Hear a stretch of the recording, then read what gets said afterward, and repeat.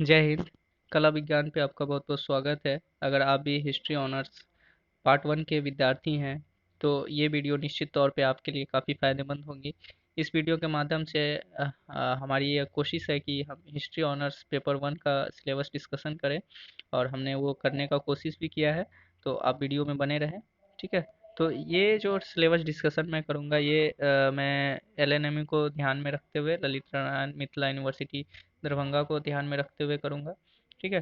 History honours paper one का syllabus है। तो यहाँ देख लीजिए, सबसे पहली चीज़ तो 3 घंटे का एग्ज़ाम होता है। 3 घंटे में ही ऑनर्स पेपर वन का एग्ज़ाम देना होता है। कुल 100 नंबर का परीक्षा होता है, जिसमें से 45 मार्क्स पास मार्क 45 है। यानी 100 में से 45 लाते हैं तो आप पास कर जाते हैं। ठीक है। पास मार्क होता है। इसमें पढ़ना क्या है बेसिकली, तो आपको 1200 ईस्वी का भारत इतिहास पढ़ना है। इसमें मैंने जो भी पॉइंट्स वगैरह हैं उसे पीडीएफ में मैंने डाल दिया है। आप इस पीडीएफ का लिंक भी मैं दे दूंगा डिस्क्रिप्शन बॉक्स में, वहाँ से आप डाउनलोड भी करके पढ़ सकते हैं और नोट कर सकते हैं।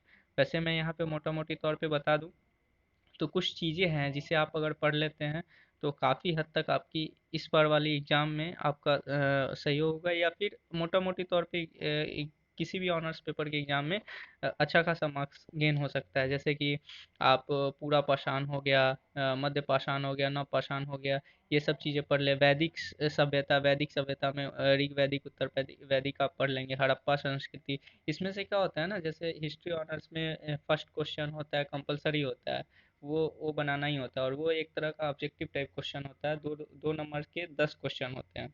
तो वो क्वेश्चन कहीं से भी पूछ लिए जाते हैं, तो ये सब चीज़ें अगर आप पढ़े रहेंगे तो वो क्वेश्चन आप अच्छे से लिख सकते हैं, अच्छे से उसका जवाब दे दीजिएगा ऑब्जेक्टिव का, और आपका प्रॉपर 20 नंबर उसमें से आ जाएगा, क्योंकि वो ऑब्जेक्टिव टाइप है। ठीक है। ऑब्जेक्टिव का सबसे खास बात क्या होता है कि वो 100% मार्किंग पे चलता है, यानी कि उसमें या तो 100% आया या तो 0%। ठीक है। 100% नहीं तो 0%, उसमें किसी मतलब थोड़ा कम ज़्यादा नहीं होता है।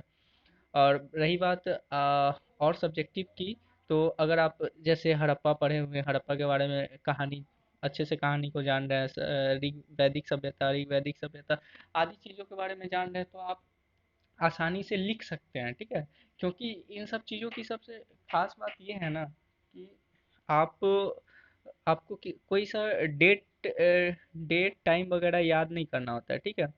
कोई भी जैसे आधुनिक इतिहास जिसे हम बोलते हैं ना, मॉडर्न हिस्ट्री ही एक ऐसा चीज़ है जिसमें डेट टाइम वगैरह याद करना होता है।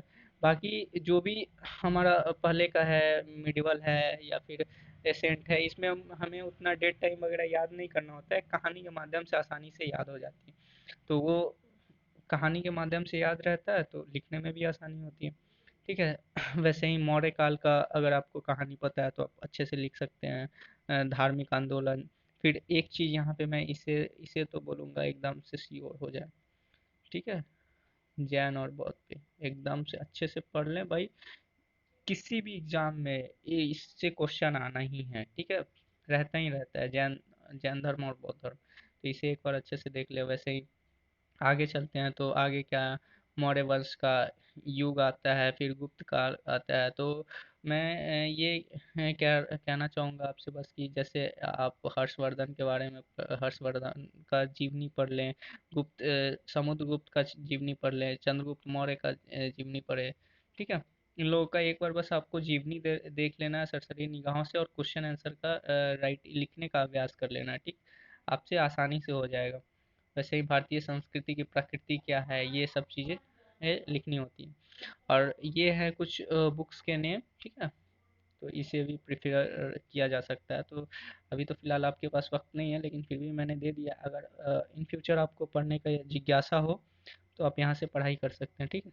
वीडियो में बने रहने के लिए बहुत बहुत धन्यवाद। आपका परीक्षा मंगलमय हो। जय हिंद।